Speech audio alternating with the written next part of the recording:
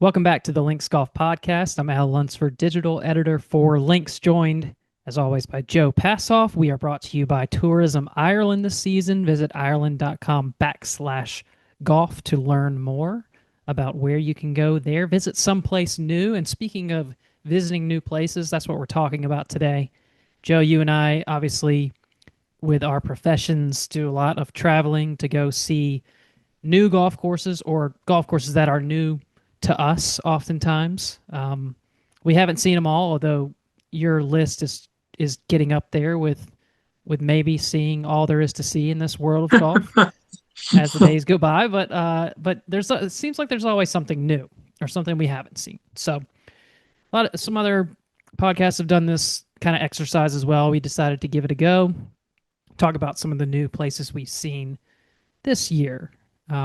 Joe, is it getting harder and harder for you to find anything new in the game of golf?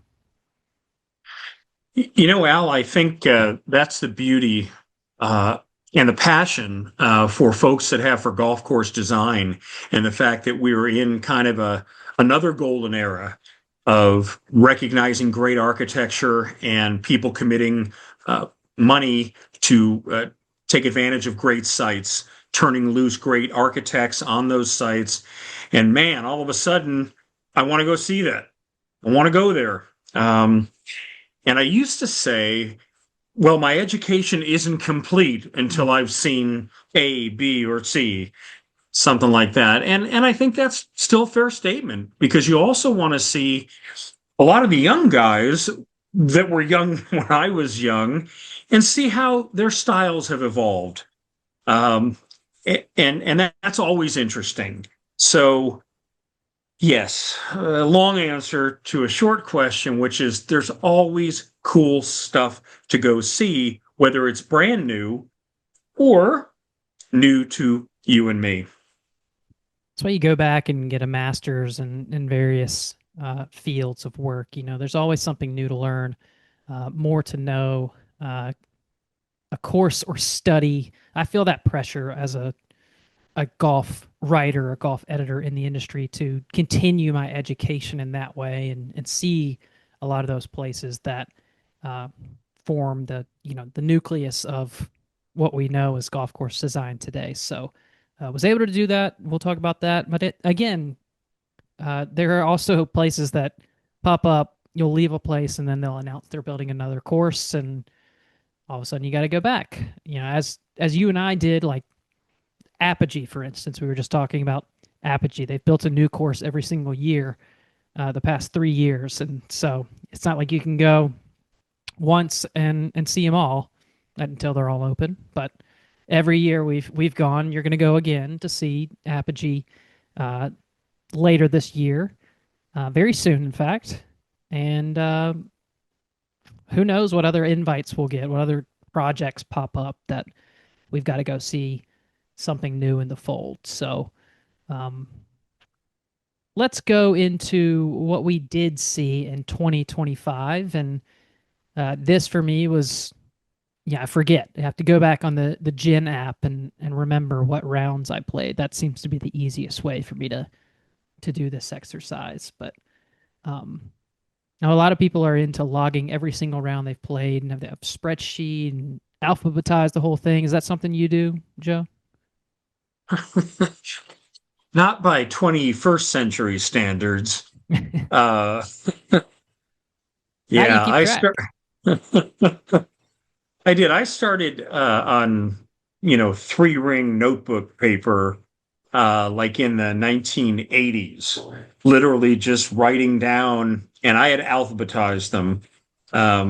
And as most of the people on this earth who had acquired at least a seventh grade education wound up taking that and putting it, onto their computer and being able to update as they went. Somehow that eluded me, but To this day. yeah, yeah. And there was another app that writer Gary Van Sickle told me about a few years ago, and I think it was just called Horses Played. Very simple, and it was created by a South African, I believe South African, yeah. and somehow created this database of all the world's golf courses. And you went through and yes, I played here, and you could comment on it. I know there's some others that have recently come on board where people can share their thoughts and ratings, and it helps spread the joy, the passion of seeing different golf courses and evaluating them. But yeah, that's how I wound up getting updated and current with, how many courses I've actually played. I was keeping a running total for a while, and then others that I had walked slash seen without playing. So it's been a big deal for me, Al, for 40 years, to be able to go see a new golf course, as we say, or see a golf course that's new to us, because you are very curious. And whether it is a renovation, a transformation of sorts, or just one of those golf courses that was out there for a year or 100 years that you just hadn't seen. Golf Played, maybe, is the name of the app. I was doing some searching as soon as you said that because like, I need to get this, whatever it is. I need to get this. I'm seeing one called Golf Played instead of Courses Played.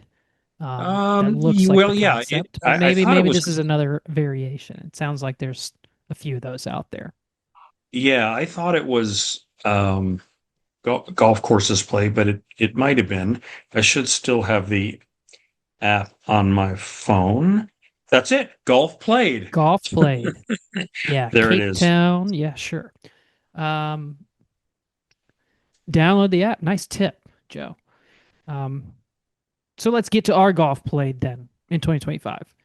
Um, I'm gonna start with one of those places that you need to check off your list for the golf architecture education, as we alluded to. Kohler, Wisconsin.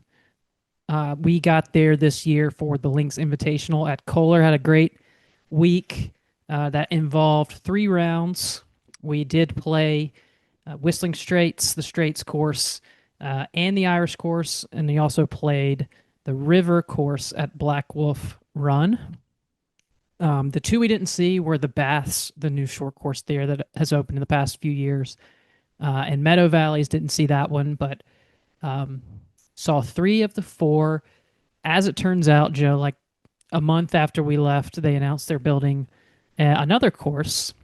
Recently announced 14-hole course from King Collins Dormer that's being built there. So one of those alt golf options um, coming into the fold.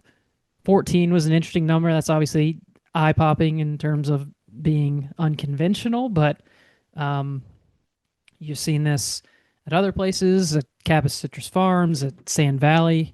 The style of course that's built to where it's not about posting an 18-hole score. It's more so match play themed, perhaps.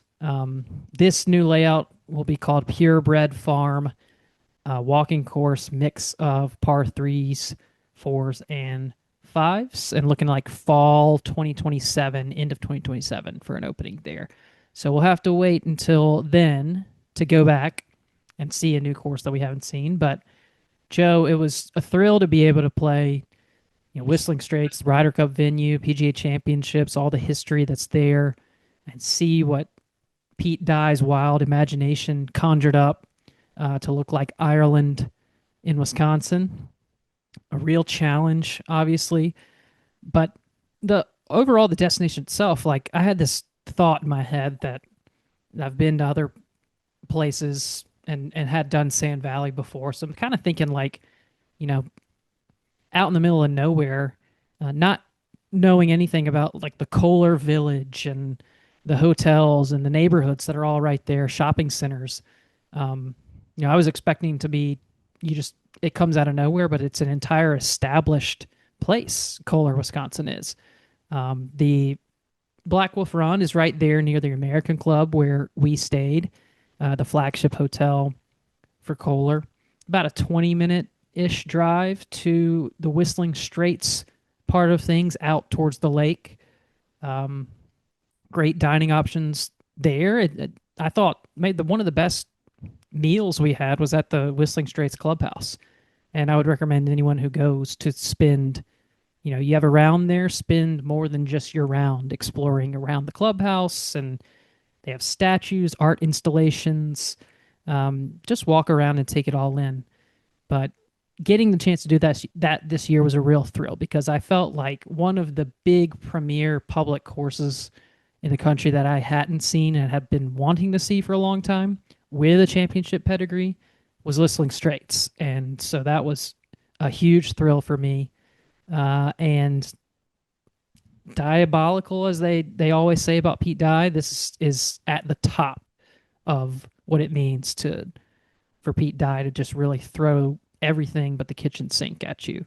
Um, I think I said this before when we talked about Whistling Straits. It's the hardest or most demanding course that I've played. Where if you miss, then it is tough to recover. You have to be on your game, and sometimes it doesn't even matter if the wind gets blowing. But we had a beautiful time. I really enjoyed Kohler. Glad I got to see it for the first time in 2025. Yeah, that would be a starting point for anybody having the discussion we're having today to finally get a chance to see the golf courses at Kohler and to experience Destination Kohler, the American Club, the Village. Um, it's easy to throw the word Mecca around, but with Kohler, yeah, it established, uh, Wisconsin as a state capable of hosting major championships. Um, and I don't want to get too carried away with the idea that we're just all students Mm-hmm. and you need to study this stuff. But I will say, if you fancy yourself an amateur architect and get a piece of property such as Bandon Dunes, which comes with all kinds of natural attributes, and credit the architects that they they hired to get the most from the property, different architects that work there. But when you think and you see what Whistling Straits had been before this, it was nothing like Bandon Dunes. Oh You yeah, know, it was driving out is just it's all total flat farmland. Maybe a few cows, a few houses. There's just nothing. paved over for, it was a dumping ground and it was the rest of it. And when you contemplate Pete Dye and all of the associates connected, including Mr. Kohler himself, to bring that to life with those kinds of features, elevation changes, the imagination that it called for to be so outlandish in carving holes through this landscape you created. And as this story goes, with innumerable bunkers, but right at 1,000 or so, um, just absolutely awesome Mm-hmm. to contemplate from how this came to be. Now, once you take all that education out of the question and say, well, am I having fun? Is this worthy, or is this just something you survive? Yeah, it can beat you back if you're not hitting the ball or if the wind is really up. But for the most part, there are avenues into greens. If you can figure out a way to keep the ball in play, it isn't as if you've got to carry again and again Mm-hmm. a force carry at the straights course. If you are hitting a little crooked, yeah, okay. You've got these volcano-like bunkers at the top of these super steep man-made mounds, but you also have so much eye candy with Lake Michigan sitting right out there that are spectacular. You are up on these bluffs, and even if you're playing lousy, you're getting one of the great visual treats you'll ever get with golf. That said, I thought the inland course, the river course at Black Wolf Run, was tougher than Whistling Straits. The rough was so severe. The architecture was equally inspired because it was much better land. And now, how do we use this?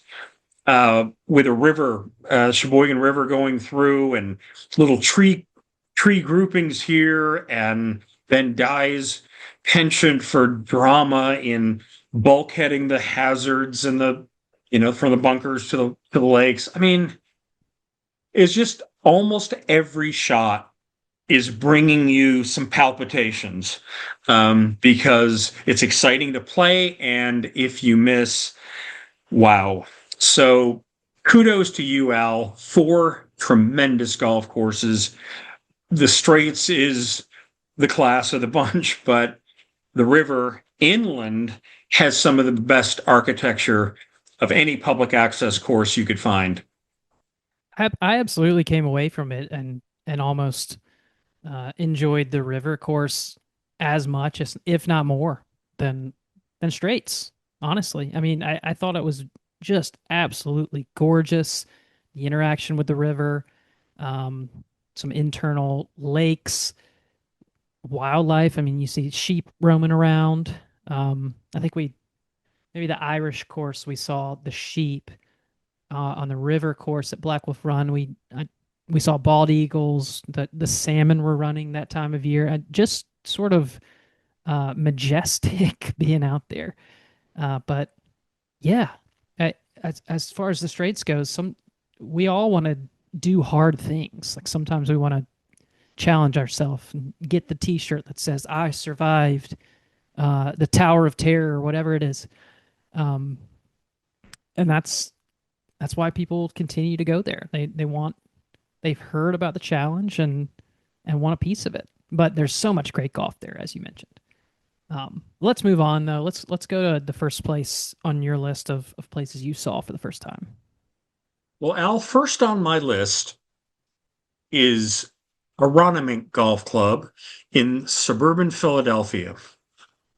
And why is that first on my list? Why was I so pumped up to see it?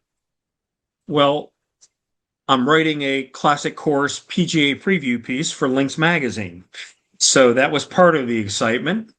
But yeah, Aronimink is back in the major championship spotlight, hosting the PGA Championship in May of 2026.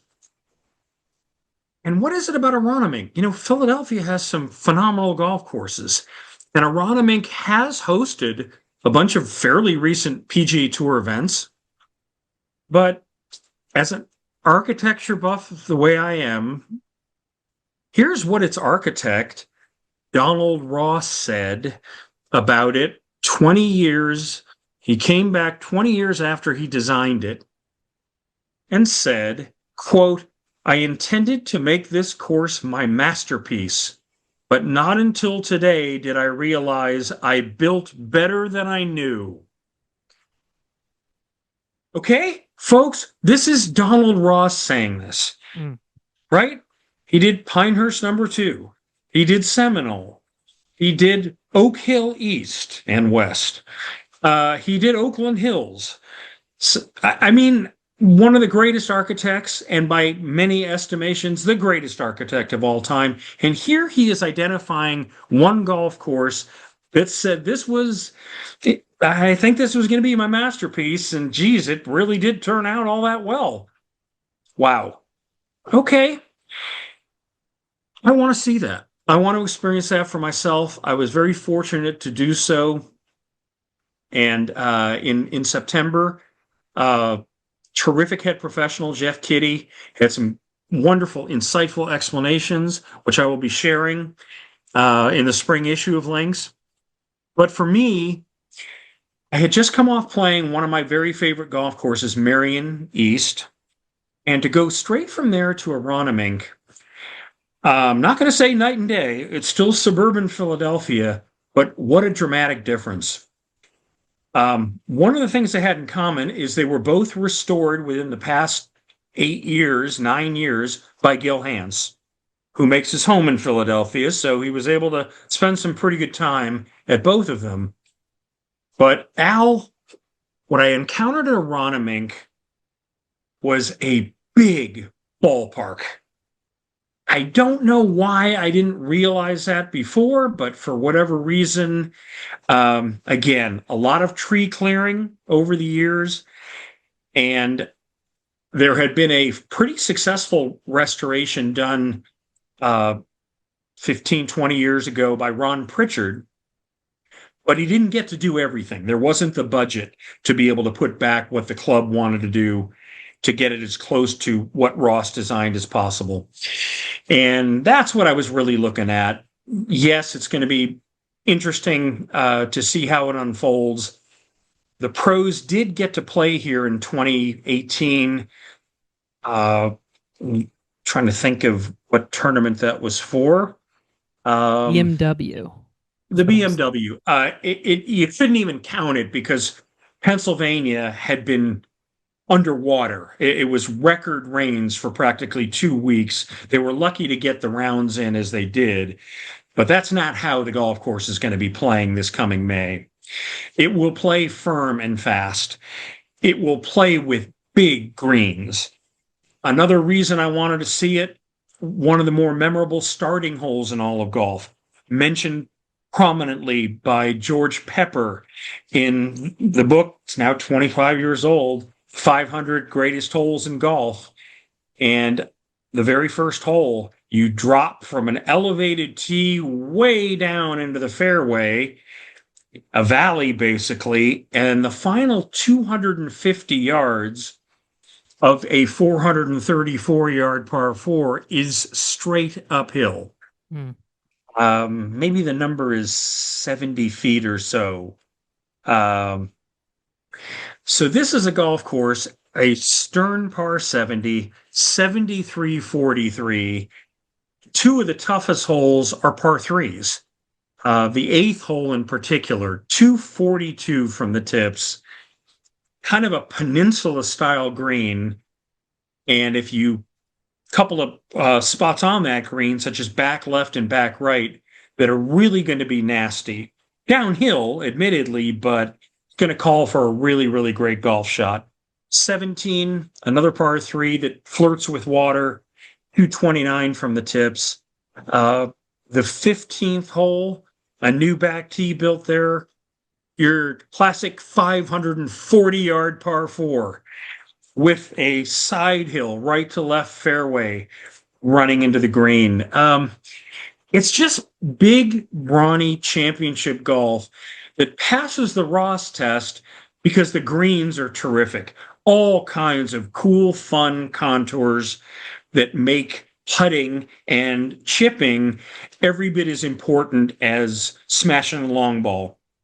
But you will see if you can summon some extra power, tee to green, you're going to be in good stead when you play Aronimink. So really, really glad to see it. Had a great day for it, uh, and and I think the pros are going to get a real charge out of playing a Donald Ross course that they don't have to trick up. And that's not seen at all. We're really not familiar with Aronimink much in the professional scene. It has hosted a PGA championship. You got to go back to 1962 to cite that one. We mentioned that BMW in 2018.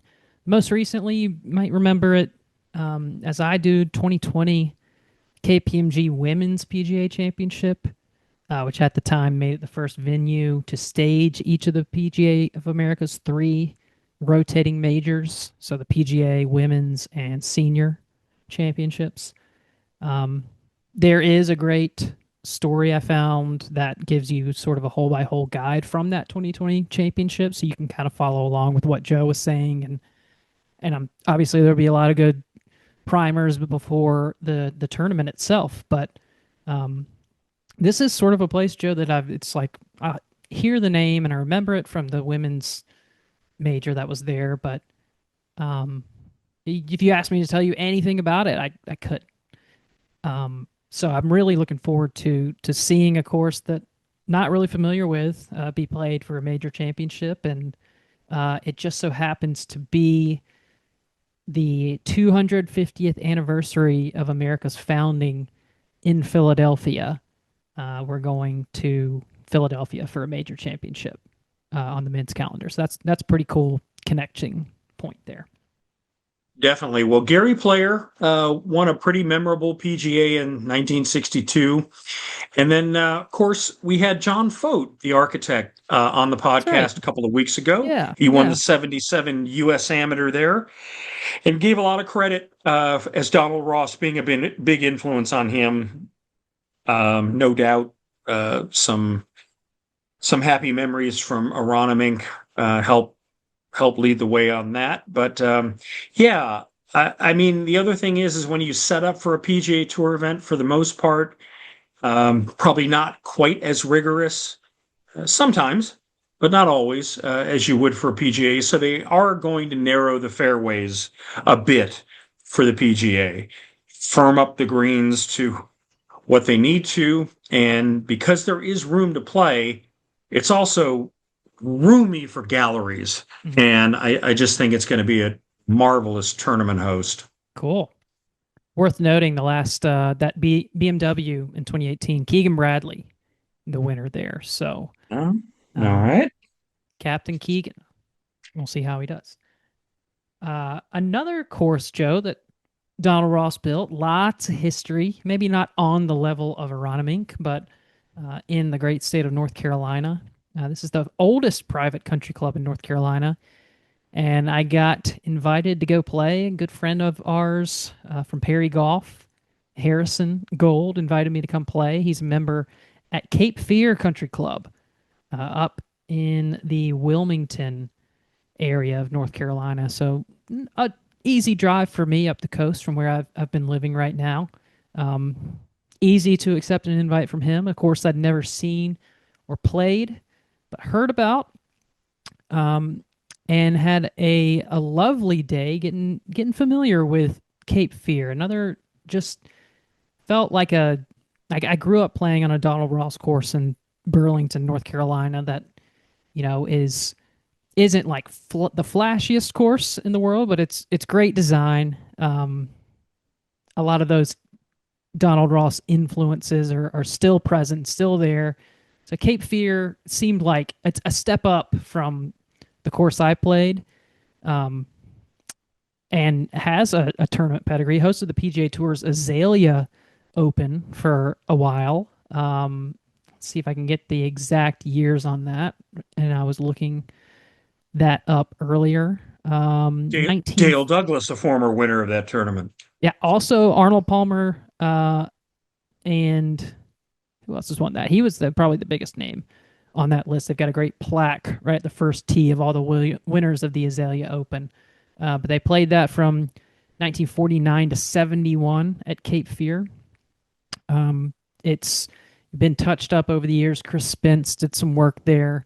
But most recently in 2019, you had a familiar name in the ranks today, but maybe not as familiar at that current point in time. Andrew Green Yeah. did the restoration at Cape Fear, so a lot of his focus was getting those greens on the level, lowering them a little bit to what they were originally at. And another thing he did while he was in town and working on it, he added a 9-hole par 3 course called the Azalea 9, that I got a chance to play and see as well on my visit there. Um, Mostly it's all about hitting the fairways, avoiding the bunkers, some elevated greens. Another historical element there, during that restoration and digging up the course, they found cannonballs because this was also the site of a Civil War battle. And there are parts of the course, plaques that detail some of that history as well.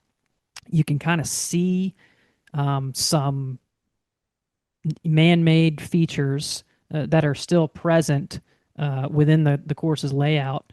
Some bunkering, and I don't mean bunkering like you're hitting a sand wedge out of. I mean bunkering that you would hide behind for musket fire, that kind of thing, and cannon fire. So kind of cool tie in to the history of the place itself in Wilmington. Um, it's just an awesome day. It's a private club, so you got to get the invite from somebody to go see it yourself. And I was really glad to receive that. Can't wait to go back. Harrison, if you're listening, I'm available whenever you'd like me to Come The, back and the, join. sh- the shameless plug. That Uh, zero shame. well, no, especially if it involves the folks at Perry Golf course. I took my first and second trip to Ireland, courtesy of Perry Golf, back in the day when media visits were.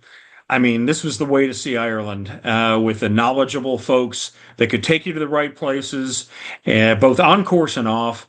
So I know you were in good hands at Cape Fear. When you think about just the name alone, okay, we've got two versions of the movie Cape Fear, and both were really successful thrillers. So right off the bat, you're kind of, Whistling Straits sounds like a pretty tough course, right? I've seen it on TV, but Cape Fear, you're shaking in your boots. So no, it's a little friendlier from everything I understand and what you describe, but still, if you're not shaking in your boots, at least you got to be on your toes. Got some nice PGA tournament history when you have Donald Ross and a restoration, especially in the hands of two excellent Ross restorers like Chris Spence and Andrew Green. You're getting the real thing. So a great one, very commendable to be able to cross that one off the list. Really good closing hole below the clubhouse too. Short par four that the the fairway, the way that they did the bunkering, it kind of looks like there's nowhere to land. Um, you could drive it up. Long hitters can get it all the way up to the green, but even as you're placing your layup shot, you're kind of wondering, I'm hitting into this sea of bunkers. For me, as a first timer, being told that there's place to land, but you can't see it. Um, the bunkers in the foreground kind of blend in with those behind them and um, give you the illusion that why am I hitting this shot again? Why not just short hole, lay back a little bit further? But um, fun. You just gotta trust it, see where it ends up, and if you do end up in one of those bunkers, that like mid wedge bunker shot that you have to the green, not as fun as just the short chip from the fairway if you hit it right. So uh, memorable finishing hole for sure. Is you got a good segue to your next course, Joe? Like I did, you set me up perfectly. Absolutely. When you describe that mid-length bunker shot, the only person that's going to come to mind probably for the rest of my life is Bryson DeChambeau. Oh And you wow. talk about memorable mid-length long bunker shots in North Carolina. And yeah, what he accomplished at Pinehurst to win that US Open in 24 is just, will always be the stuff of legend, unless Johnson Wagner eclipses the legend after his performance. And so we go from a guy who won a U.S. Open at Pinehurst to another guy that won a U.S. Open at Pinehurst, Payne Stewart. I see what you did there.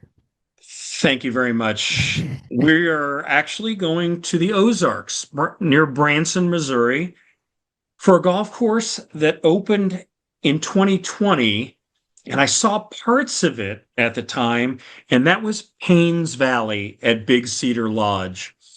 So I had seen the other courses at Big Cedar leading up to that. I knew Tiger. This was going to be his first public golf course. Folks could actually go somewhere and play a Tiger Woods design. And I just didn't get the chance over the succeeding years to make that happen until 2025.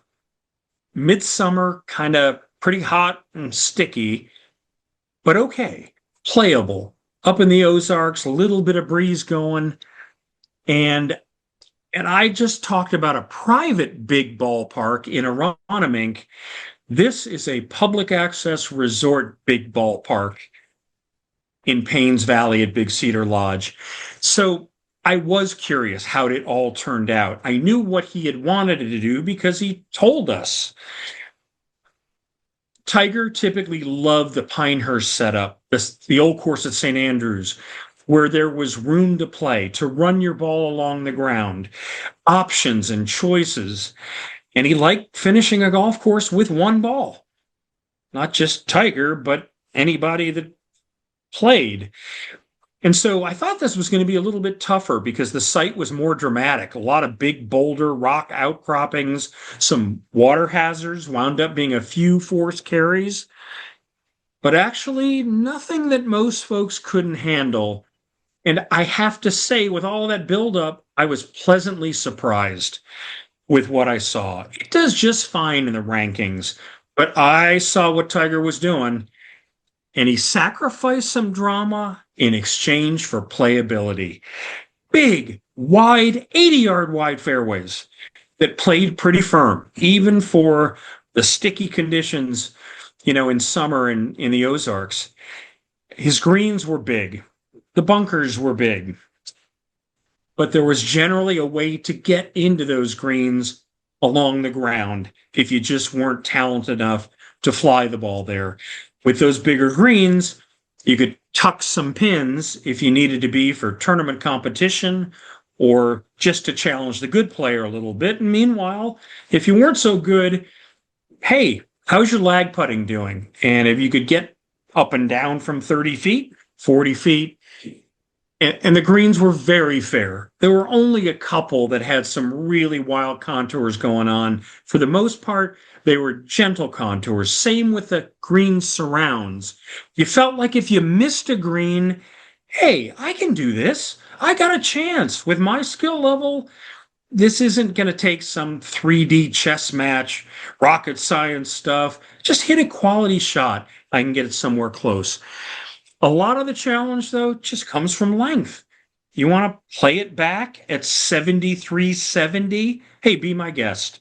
I can't handle that, but there's a bunch of forward tees that will let me enjoy my round in every way, including the scenery, with a lot of holes that had beautiful drop offs into this pristine valley covered with trees, distant hills covered with trees, great elevation change, uh, in excellent shape.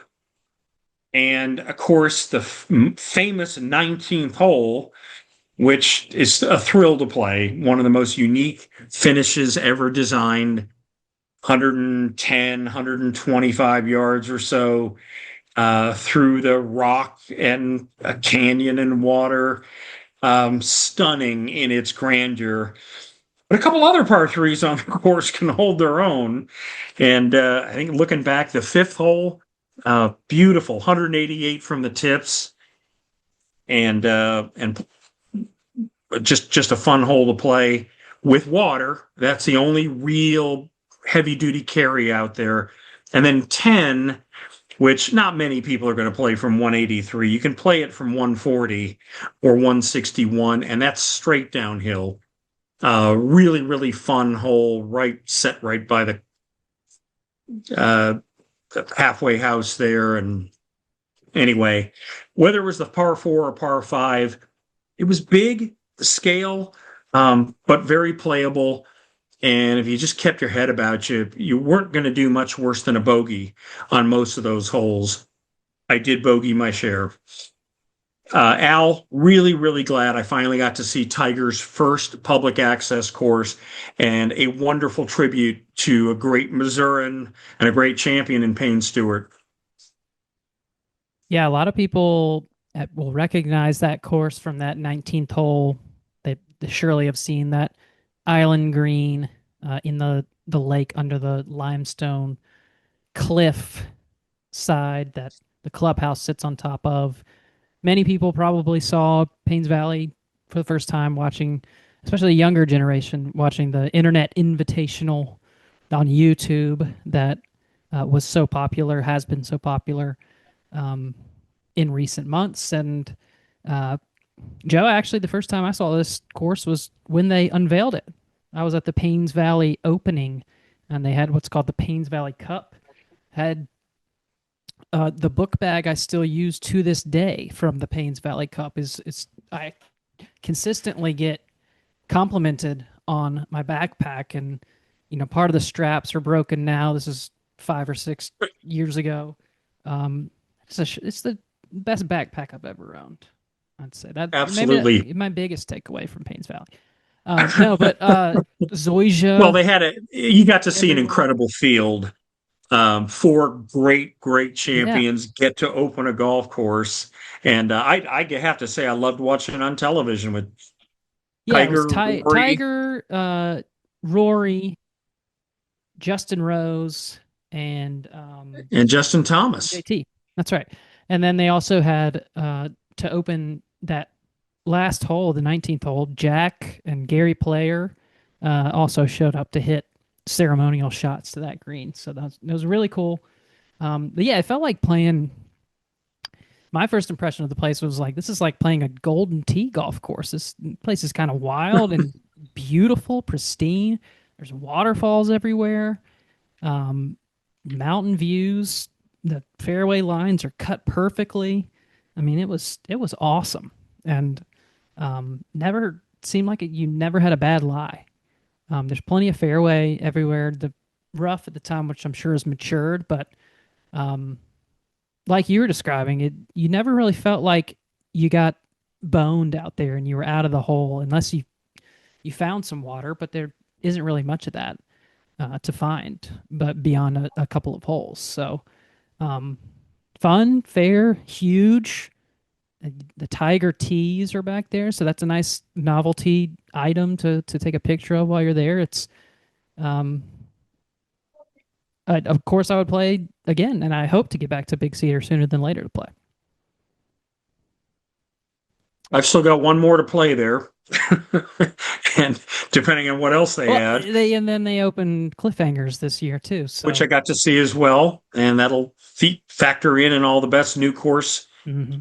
write-ups at the end of the year. But I really enjoyed seeing Paynes Valley and experiencing it, and yeah, glad you felt that way as well. Yeah, that was really cool. Um, lastly, so I got to go back to Baltusrol this year and see the upper course restoration.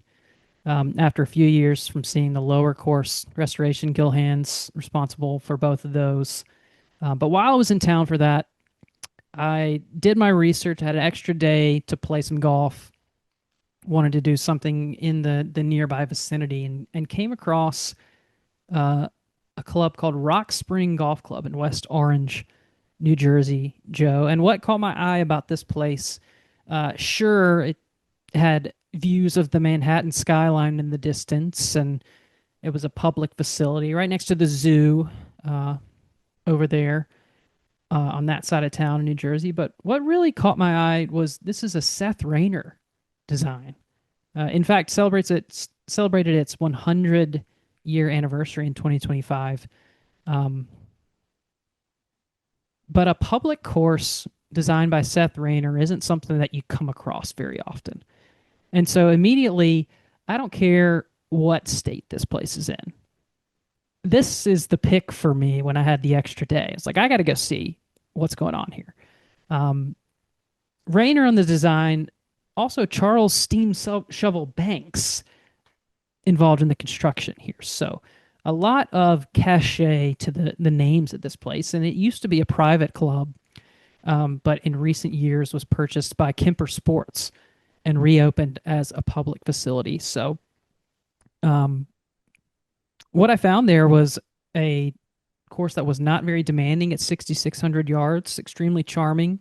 I did see those views of the Manhattan skyline 15 miles away, and I saw a lot of good template style holes. You had punch bowls and a redan and a double plateau, and I've gotten the chance to play Yeaman's Hall and have the thrill of seeing some of this kind of design work. And I didn't think I would find it for a modest 50-ish dollar green fee in New Jersey. Um, but I did, and it was a great day. They'd done a wonderful job maintaining.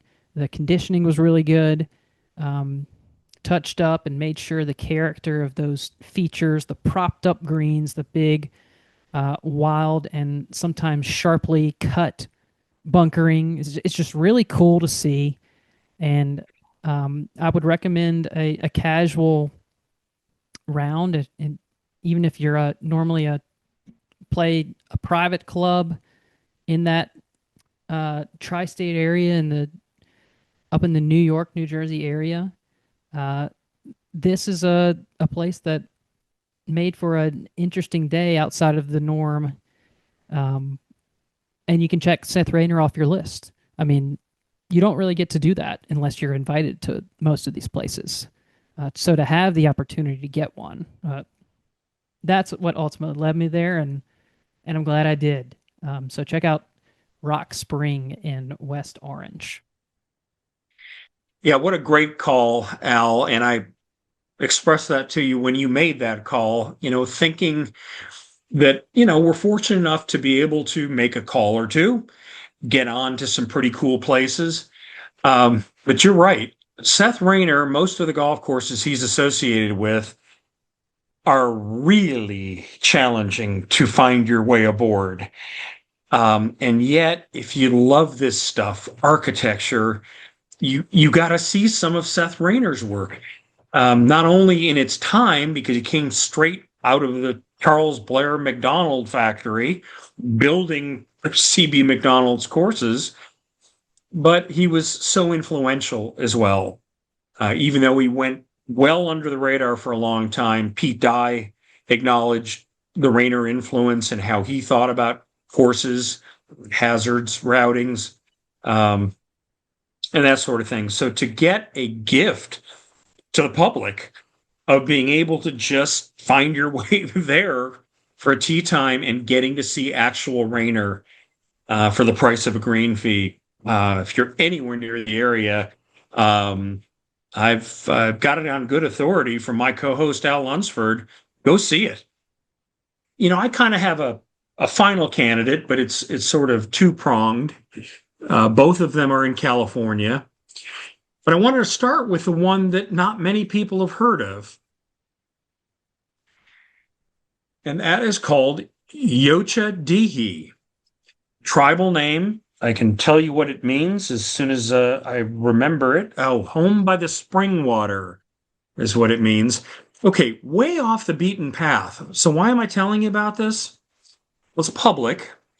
It's related to the Cache Creek Casino Resort, just a mile or two down the road. In the last few years, somehow it pops up into the rankings.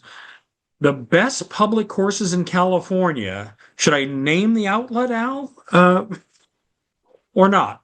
Up to you.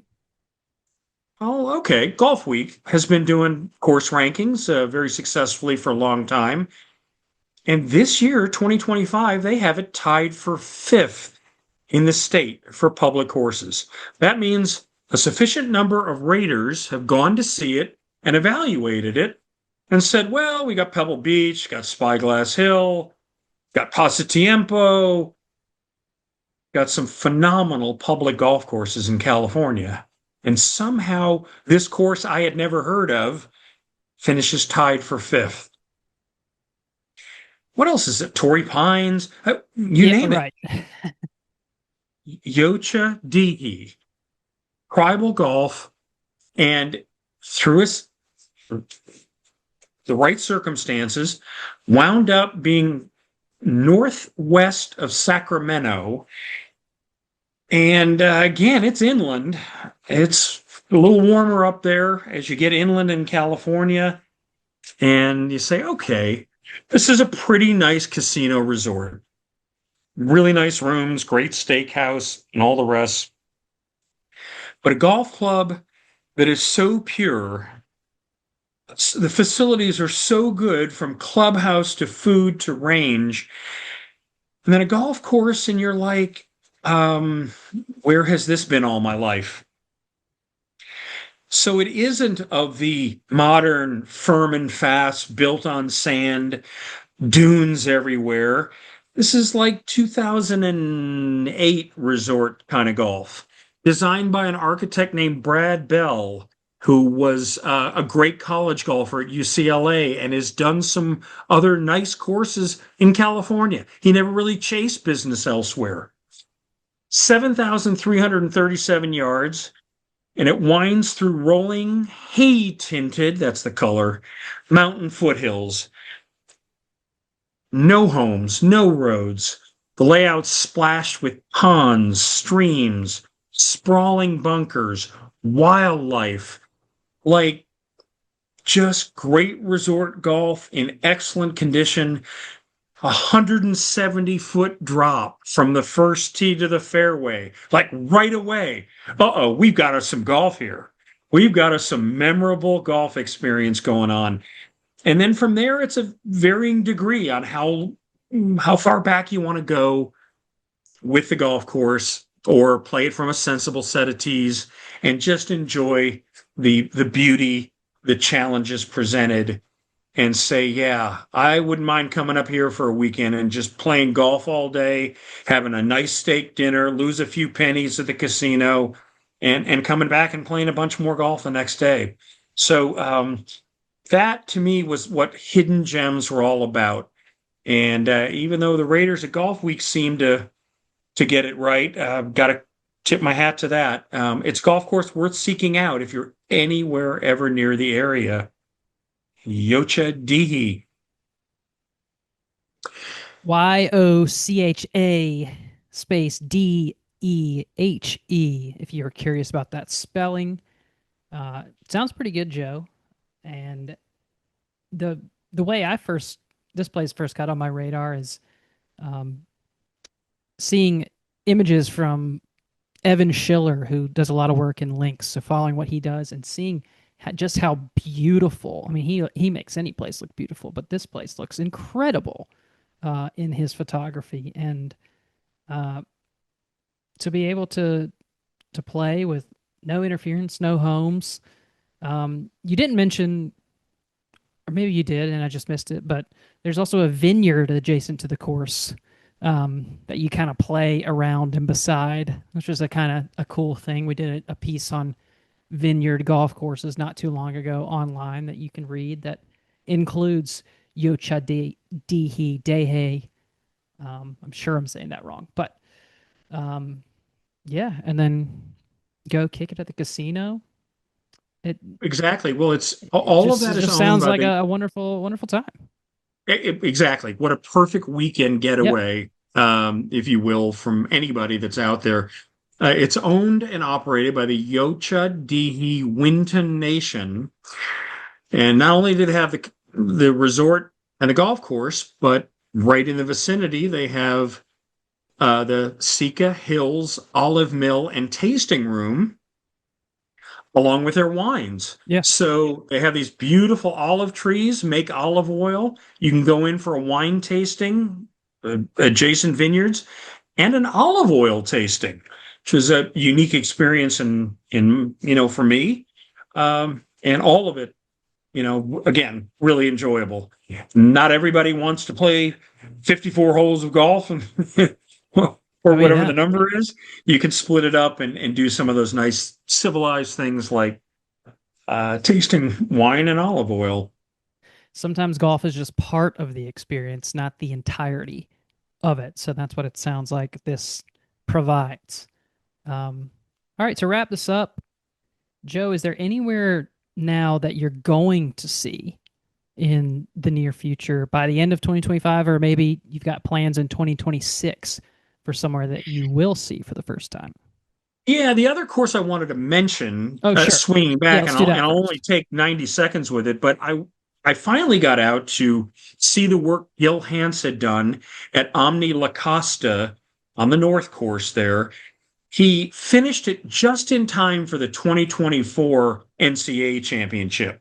I got to go out there this April ahead of the 2025 NCAA championships, both for women and men. And was so glad I did. I mentioned this, Al, because the property is very familiar to me. I've played golf at La Costa since the 1980s. And it was always like, wow, this is a great resort, one of America's classics, one of the best spas. Dick Wilson golf with Joe Lee assisting, and so many famous champions at the Tournament of Champions, from Jack to Tiger to Gary Player to you name it. They all won the Tournament of Champions um, at La Costa. Mhm. But the golf itself was like, okay, it's really strong. It's just not individually memorable because a lot of the holes play alike, look alike even.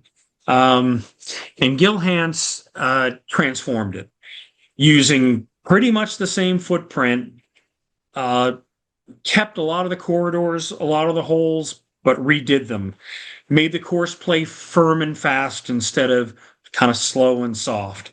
Put some of the greens down in the fairway level where running the ball in is the better way to go.